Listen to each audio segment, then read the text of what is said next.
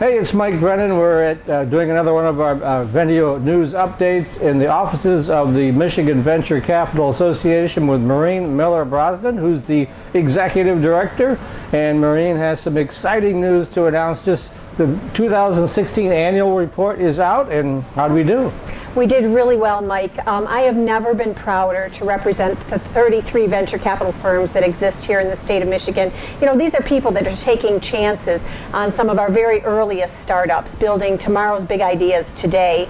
And the report comes out saying that what's most critical to Michigan's entrepreneurial community is that venture capitalists here in the state of Michigan have invested in nearly all of the Michigan startup deals. So we are deal leaders in the state of Michigan.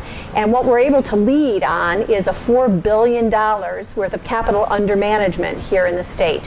And that's no small change. It's been able to fund 141 venture-backed companies in the state. There were 54 new startups that were funded this year with $22 million of capital. So there is a continuum of capital that's available here throughout the state of Michigan for people that have great ideas, that are looking for a place to build companies.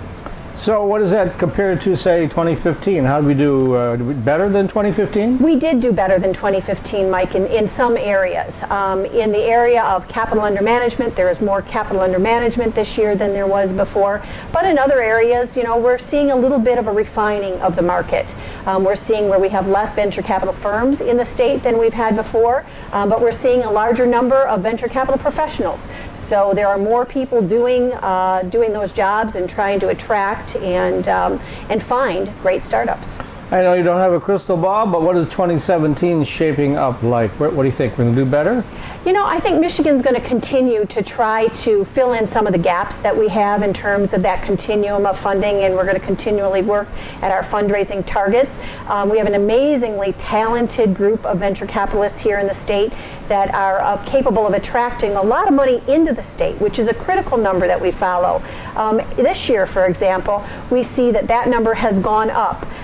For every dollar that comes in and is invested by Michigan investors, $4.61 is coming from outside the state of Michigan to be invested here. So what that tells us is that people outside Michigan think we've got something special going on.